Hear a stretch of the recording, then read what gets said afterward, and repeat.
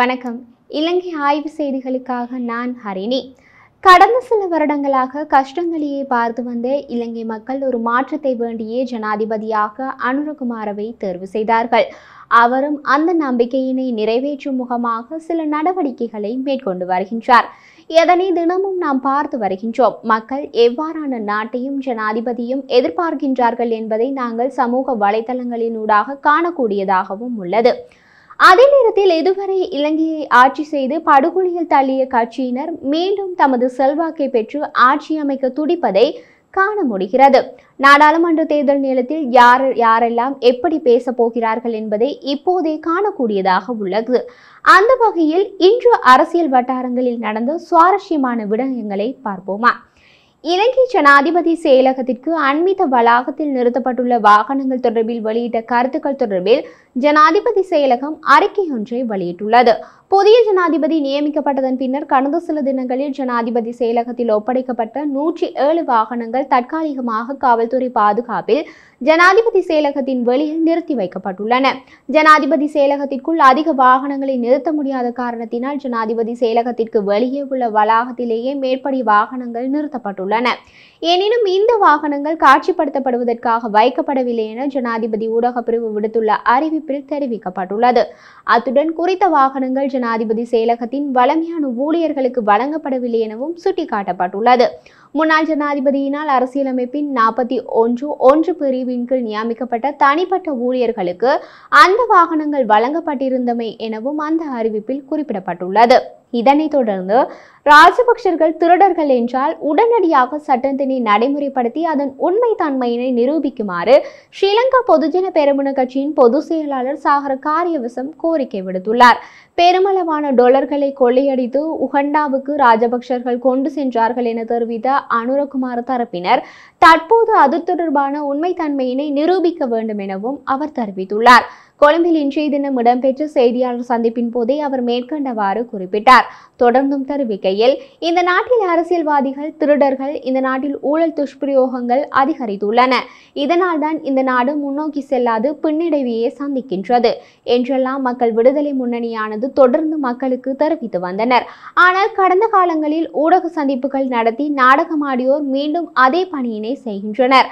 நாம் கூறுவது என்னவென்றால், அரசு தலைமையும் கிடைத்து அமைச்சரவையும் நியமிக்கப்பட்டு அனைத்து வகையான அதிகாரங்களும் கிடைத்தும் மீண்டும் ஊடக நாடகத்தினையே நடத்துகின்றனர்.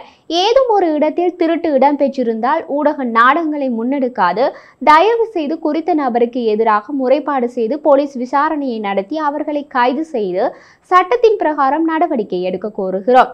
ராஜபக்சர்கள் திருடர்கள் என கடந்த காலங்களில் கூறியிருந்தீர்கள். 18 பில்லியன் டாலர்களை உகண்டாவுக்கு விமானம் மூலம் கொண்டு சென்றதாக தெரிவித்தீர்கள். உடனடியாக இது குறித்து சாட்சிகளை தேடி உடனடியாக விசாரணை குழு ஒன்றினை நியமிப்பது இவற்றை கண்டுபிடியுங்கள். ஏனெனில் இந்த பணத்தினை வெளிநாட்டுக்கு அனுப்பியதாக நீங்கள் தான் கூறியிருந்தீர்கள். இதனை கண்டுபிடிக்காது விட்டால் இதன் பின்னால் மக்கள் விடுதலை முன்னணிதான் இருக்கும் என மக்கள் நினைப்பார்கள். நாடாளுமன்ற தேர்தலுக்கும் பழைய கதையினையே கூறி ஊடக நாடகத்தினை முன்னெடுக்க வேண்டாம் எனவும் அது நாட்டுக்கு செய்யும் பாரிய அநீதியாகும் எனவும் குறிப்பிட்டுள்ளார். இது இவ்வாறு இருக்க, அடுத்ததாக ஜனாதிபதி தேர்தலுக்கு பின்னர் ஜனாதிபதி அனுரகுமாரவின் அண்மை கால தீர்மானங்கள் முன்னாள் ஜனாதிபதி கோட்டபாய ராஜபக்ஷ தனது தேர்தலுக்கு பின்னர் எடுத்த தீர்மானங்களை ஒத்துள்ளதாக முன்னாள் நாடாளுமன்ற உறுப்பினர் மஹிந்தானந்த ஹலுத்கமகே தெரிவித்துள்ளார். கோட்டபாய ராஜபக்ஷ ஜனாதிபதியாக தெரிவு செய்யப்பட்டவுடன் அவரும் ஜனாதிபதி அலுவலகத்திற்கு சொந்தமான 993 வாகனங்களை ஏனைய திணைக்களங்களுக்கு பகிர்ந்தளித்தார். மதிய உணவு இடைவேளைக்கு ஒதுக்கப்பட்ட நேரத்தையும் குறைத்து பால் தேநீருக்கு பதிலாக சாதாரண தேநீரை வழங்கினார்.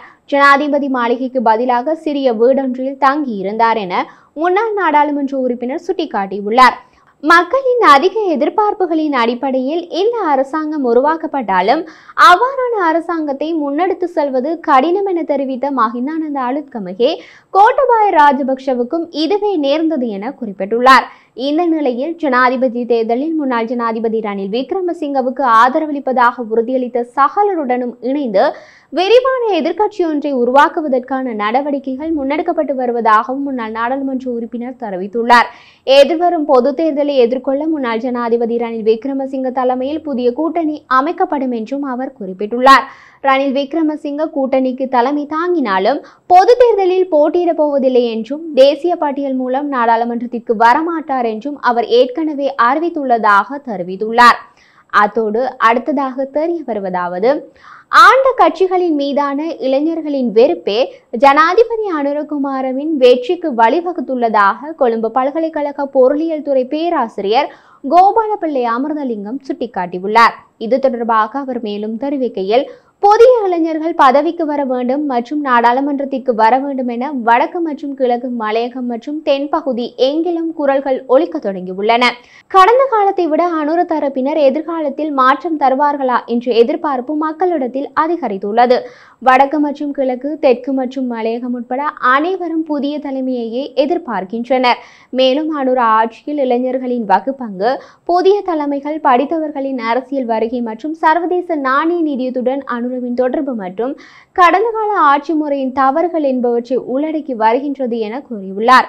இதிலிருந்து தெளிவாக ஒரு விடயம் தெரிகின்றதல்லவா, அனைவரும் புதிய ஜனாதிபதியின் மீது நிறைய எதிர்பார்ப்பும் மாற்றங்களும் நடக்கும் என்ற நம்பிக்கை வைத்துள்ளனர்.